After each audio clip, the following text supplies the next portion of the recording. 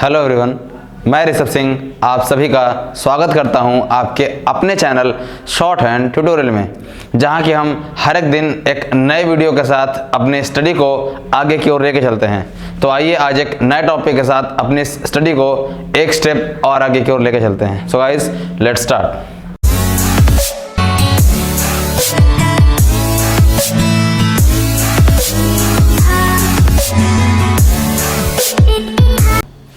तो गाइज आज का जो हमारा टॉपिक है वो है एस्पिरेट्स।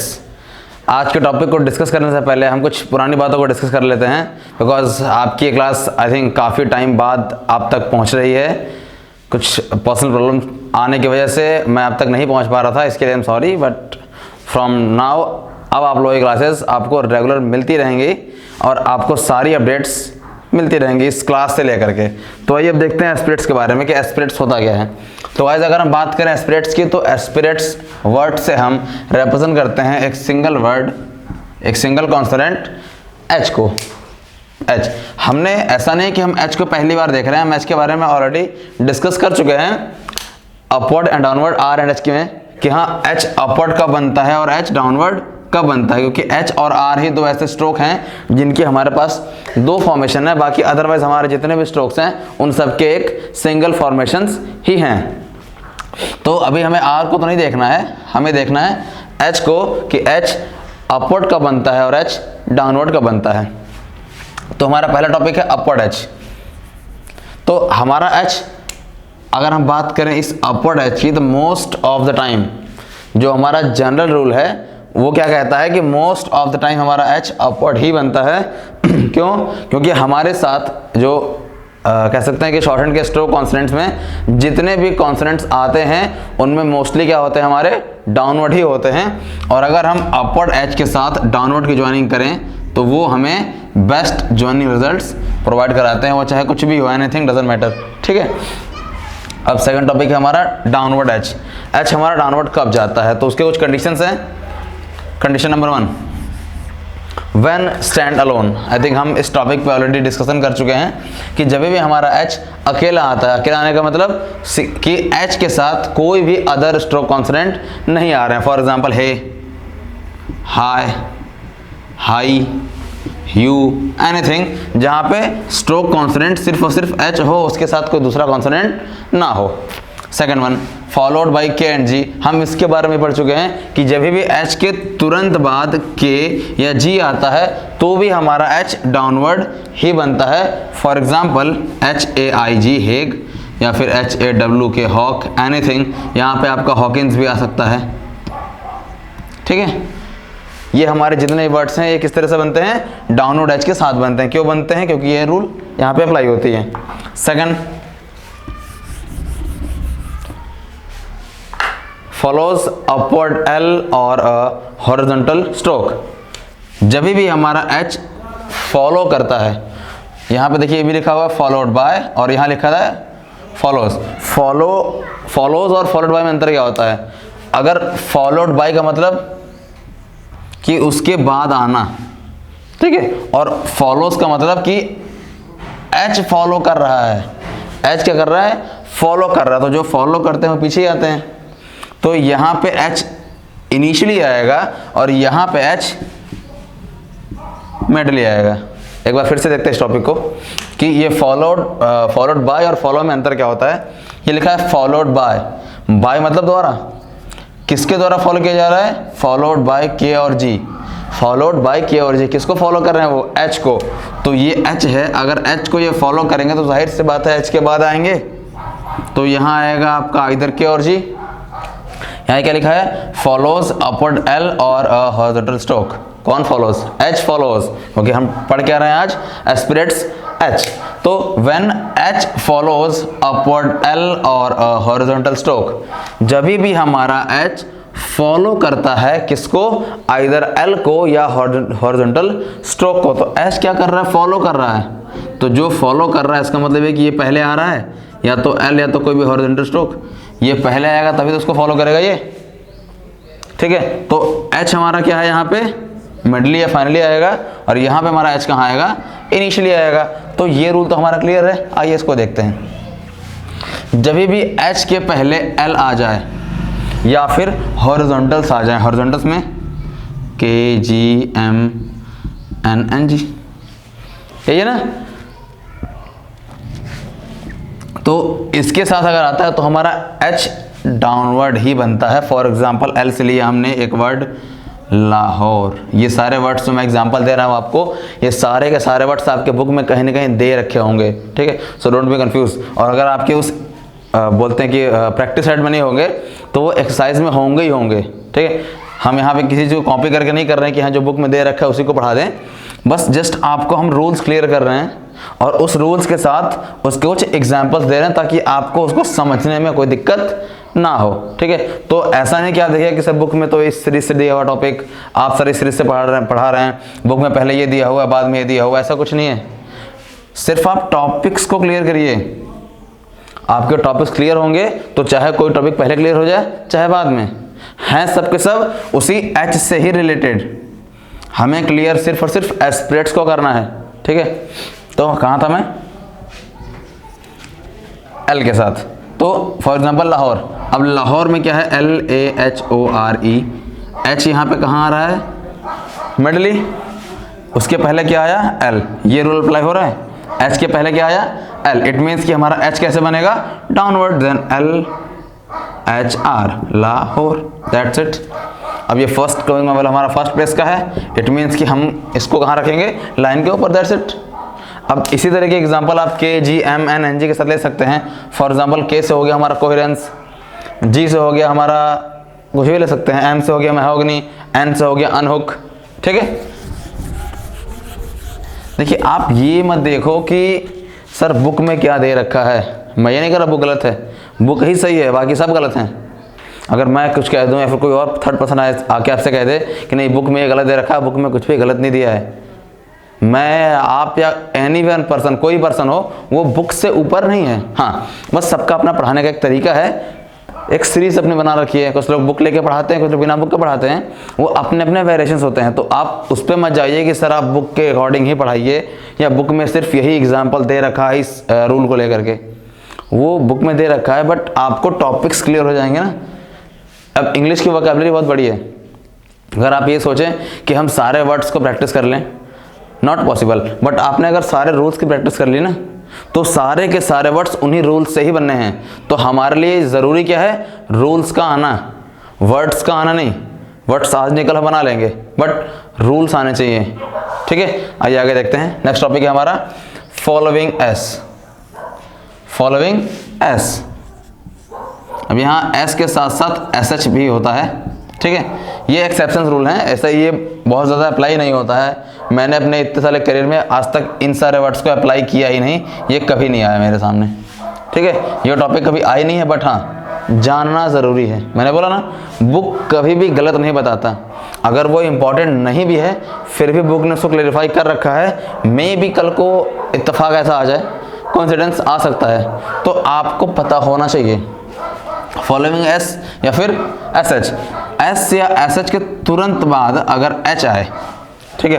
अब अगर हमारा S इनिशियली आ रहा है तो जाहिर से बात है हम S को पूरा स्ट्रोक फॉर्मेशन देंगे, same as it is SH को भी देंगे।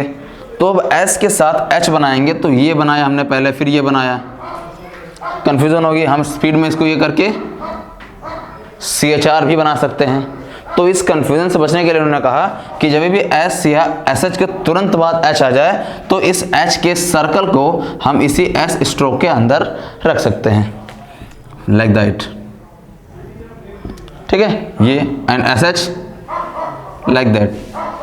इसका यूज करना नहीं होता है बट हमें पता होना चाहिए। नेक्स्ट टॉपिक हमारा मिसरीड H विथ SCH और SR। देखो H की दो फॉर्मेशन है, डाउनवर्ड एंड अपवर्ड, ठीक है। अब अगर हम डाउनवर्ड H बना रहे हैं तो इससे मिलता जुलता कहीं ना कहीं देखा जाए तो SCH है, और अगर अपवर्ड बना रहे हैं तो इससे मिलता जुलता कहीं ना कहीं देखा जाए तो SR आ ही जाता है। तो हम यहाँ कंफ्यूज ना हो कि कहाँ पे SCH है और कहाँ पे SR है या फिर H है। इसके लिए हम क्या करते हैं, हम इसको बनाने के तरीके को चेंज कर देते हैं। इसको बनाने के तरीके को चेंज करते हैं। फॉर एग्जांपल हमने ले लिया एक डाउनवर्ड एस से, और एक एग्जांपल लिया हमने अपवर्ड एस। मतलब अपवर्ड एस का एग्जांपल है ABHOR, एबहॉर, और एक एग्जांपल इससे हो रहा है हमारा ऑब्जर्वर या फिर ऑब्जर्व। ठीक है, अब अगर हम एबहॉर देखें, पहले एबहॉर को साइड करते हैं, ऑब्जर्व बनाते हैं, ये बना बी ऑब। अब हमें पता है कि बी के साथ SR आया तो हम यही बनाते हैं स्टार्टिंग से ही, हमारी आउटलाइन ऑब्जर्व की यही बन रही है। अब हमारा अगला वर्ड है एबहॉर। अगर हम देखें तो अपवर्ड एच हमारा ये बनता है इस रनिंग हैंड मोशन में, तो अगर हम एबहॉर को बनाएंगे तो बी के साथ एच, तो बी के साथ एच ऐसे ही तो बनेगा ना। अगर इसको ज्वाइन करेंगे तो हम ये बनाएंगे। तो कौन सा ऑब्जर्वर कौन सा एबहॉर है, कंफ्यूज। तो वहां पे क्या करते हैं, इस एच को एच पढ़ने के लिए, और एसआर तो चलो हमारा हम स्टार्टिंग से इसको पढ़ते आ रहे हैं, तो देखो ये ना, अगर हम किन्हीं दो चीज़ों में कंफ्यूज होते हैं ना, तो हमें हमेशा उसी को चेंज करना चाहिए जो बाद में आए। रखा है वहाँ तक हमारा जो माइंड सेट है क्लियर। हम स्टार्टिंग से ही ऑब्जर्व को ये बना रहे हैं, तब से जब तक हमने वी का हुक भी नहीं पढ़ा था। जब से हम एस का सर्कल पढ़े हैं, हमने यही रूल पढ़ा हुआ है कि जब भी दो स्ट्रेट स्ट्रोक किसी एंगल की फॉर्मेशन करते हैं और उसके बीच में एस आता है, तो एस जाता है हमेशा आउटसाइड एंगल। ये हमारा पुराना रूल है। तो अब पुराने रूल में कोई चेंजिंग नहीं कर सकते हैं, ठीक है। तो जो नई चीजें आती हैं हम वहां चेंज कर लेते हैं ना। तो ये बना हमारा बी, एच के मोशन को हम क्या करेंगे, थोड़ा सा चेंज। फिर से देखना, ये बना बी, अब यहां से मार्कर को ये कर, अब ये हमारा है एच, ये है हमारा आर, बन गया अब और, ठीक है। तो ये यही बताया जा रहा है कि एस, एस आर और एच, इन दोनों में हम कंफ्यूज ना हो, इसके लिए क्या करें, जिसको हम पहले जैसे पढ़ते थे पढ़ते रहेंगे। जो नया आया हमारे सामने, क्योंकि आज हमारा टॉपिक एस है, तो जो टॉपिक नया आया हुआ है हम उसको चेंज कर लेते हैं, ठीक है। नेक्स्ट,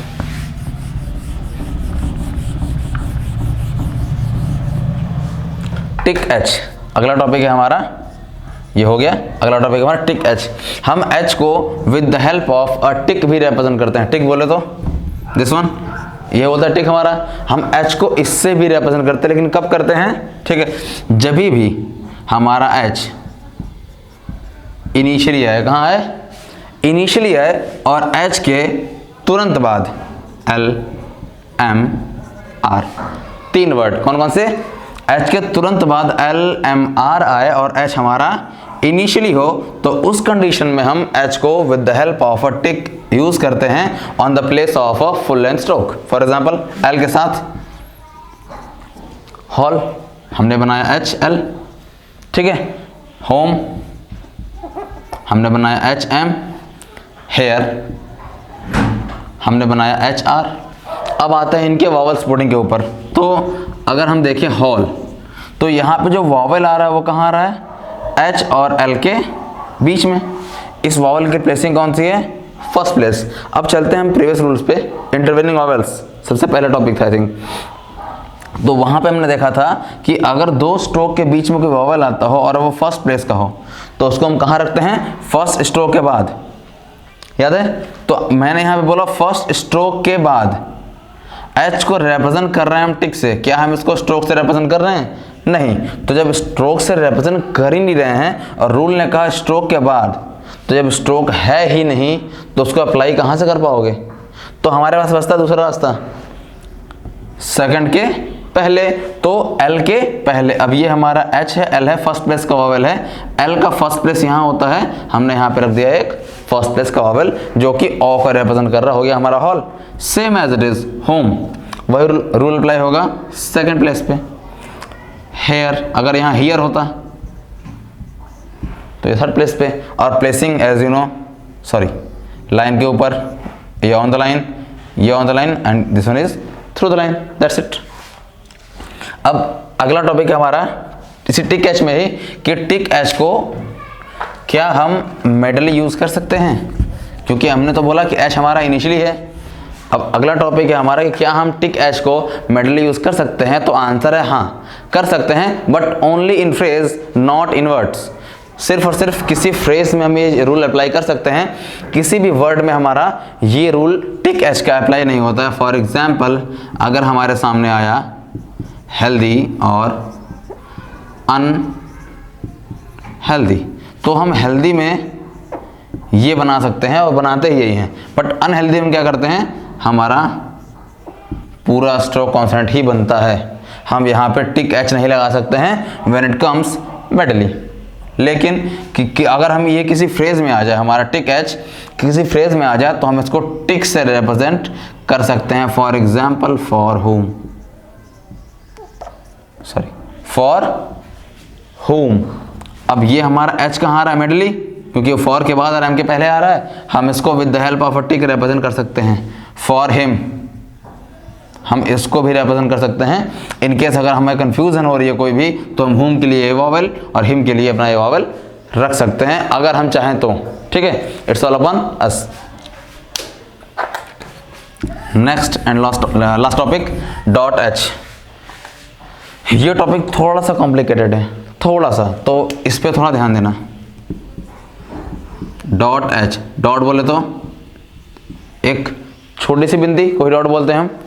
डॉट एच, तो हम एच को with the help of A dot कैसे रिप्रेजेंट करते हैं। ठीक है, तो मैंने अभी बोला था इसके पहले वाले रूल पे कि अगर हमारा एच मेडली है, कहाँ है, मेडली है, तो उसको हम with the help of a tick represent नहीं कर सकते हैं।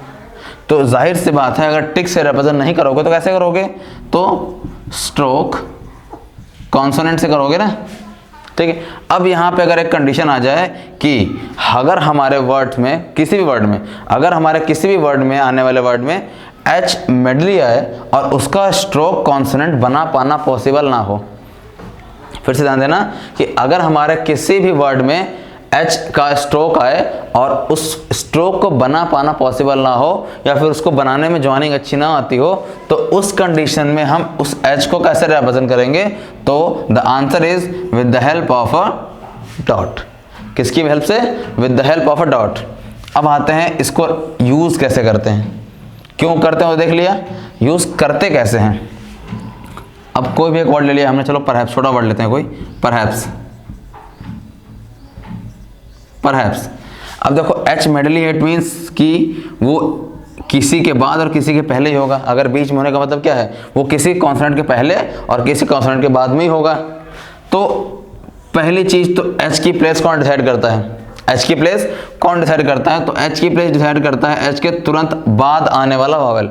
एच के तुरंत बाद आने वाला वॉवेल, अगर तुरंत बाद आया हुआ वॉवेल फर्स्ट प्लेस का है ए, ये फर्स्ट प्लेस का है, तो एच अपनी प्लेसिंग कहाँ लेके जाएगा, फर्स्ट प्लेस पे। कहाँ लेके जाएगा, फर्स्ट प्लेस पे। अब एक वर्ड लिया हमने मिस एप्रहेंड, चलो मिस को हटा दो, एप्रहेंड ले लेते हैं, छोटा वर्ड है एप्रहेंड। ये देखो एप्रहेंडी, बीच में क्या बचा, है। एच के साथ जो वॉवेल है वो कौन सी प्लेस का है, सेकंड प्लेस का। ठीक है, एक वर्ड और लेते हैं हम, हमें समझने में आसानी होगी, मैनहुड। ठीक है, हमने लिया मैनहुड, ये एच के साथ वॉवेल कौन से प्लेस का, थर्ड प्लेस का। अब तीनों प्लेस अपने अपने जगह पे आ गए हैं, अब इनको हम कैसे बनाते हैं वो देखते हैं। हम देखो मैन अपनी जगह है, मैन बनाया हमने। अब हमें पता है कि हमें एच का डॉट लगाना है और ऊ को भी उसी के साथ लगाना है, कि ऊ कहाँ आ रहा है, एच के बाद ही तो आ रहा है ना। तो अब हमारे सामने कॉन्सोनेंट क्या बचा, डी बना दिया, सिर्फ कॉन्सोनेंट। सेम परहैप्स, ये बना पर, है गायब करते हैं, पीएस, क्लियर। नेक्स्ट बना हमारा एप्रहेंड, ये बना हमारा एप्रे और एंड। अब आते हैं वावल्स के ऊपर, ए प्रे, ये है मैन। ठीक है, अब आएंगे हम एच को लगाने के ऊपर। एच का साउंड कहाँ आ रहा है, थर्ड प्लेस पे। ध्यान देना, कौन से प्लेस पे, थर्ड प्लेस पे, जो कि एच के बाद और डी के पहले आ रहा है, जो कि एच के बाद और डी के पहले आ रहा है। डी के पहले जो वावेल आया, डी के पहले जो वावेल आता है उसको कहाँ रखते हैं हम, डी के पहले। तो डी के पहले अगर एच आ रहा है तो उस एच के डॉट को भी हम कहाँ रखेंगे, उसी डी के पहले थर्ड प्लेस पे। क्यों? क्योंकि मैंने पहले ही बोला था कि एच का जो डॉट है वो कौन डिसाइड करता है, एच के तुरंत बाद आने वाला वावल, और एच के तुरंत बाद जो वावल आ रहा है वो थर्ड प्लेस का वावल है और वो भी डैश वावल। तो एच को हमने कहाँ रखा, थर्ड प्लेस पे, और इसके वावल को हम कहाँ रखेंगे, थर्ड प्लेस पे, सेम एज इट इज। अब नेक्स्ट हमारा परहैप्स, नेक्स्ट हमारा परहैप्स। अब ये बना हमारा पर हैप्स, है कहाँ पे आ रहा है, पी एस के पहले, कहाँ पे, पी और एस के पहले, कौन सी प्लेस पे, फर्स्ट। तो एच की प्लेस कौन सी हुई, फर्स्ट, पी एस के पहले फर्स्ट प्लेस ये रखा, और वावल उसी के साथ रखेंगे क्योंकि उसके साथ एक वावल भी आ रहा है, same as it is. Second apprehend, ये है कहाँ पे आ रहा है, ND, same as it is हमारा क्या है, एप्रहेंड। ठीक है, अब एप्रहेंड में क्या है, एप्रे हमने देखा, अब क्या बचा हमारा, हे कहाँ आ रहा है, एच के साथ क्या आ रहा है, एच के साथ हमारा आ रहा है ए का साउंड, एच के साथ हमारा आ रहा है ए का साउंड। इसकी प्लेस कौन सी है, सेकंड। वो जो आ का आ रही है एन के पहले, कहाँ आ रही है, एन के पहले, एन के पहले का मतलब यहाँ ये लगाया हमने एच, और इसके साथ साउंड है ए का, तो ये हमने रख दिया डॉट, क्योंकि ए को रिप्रेजेंट हम करते हैं with the help of a dot. अब देखो यहाँ पे लिखा हुआ यार, यहाँ पे डैश लगा रखा है, क्यों लगा रखा है, क्योंकि एच के बाद जो वावल आ रहा है ना वो ऊ आ रहा है, और ऊ को हम रिप्रेजेंट करते हैं with the help of a dash. तो डॉट और डैश दोनों ही वावल एच के बाद आए तो हम वावल जो हैं वो उसके साउंड्स के ऊपर ही रखेंगे, एच को सिर्फ हम डॉट से रिप्रेजेंट करते हैं।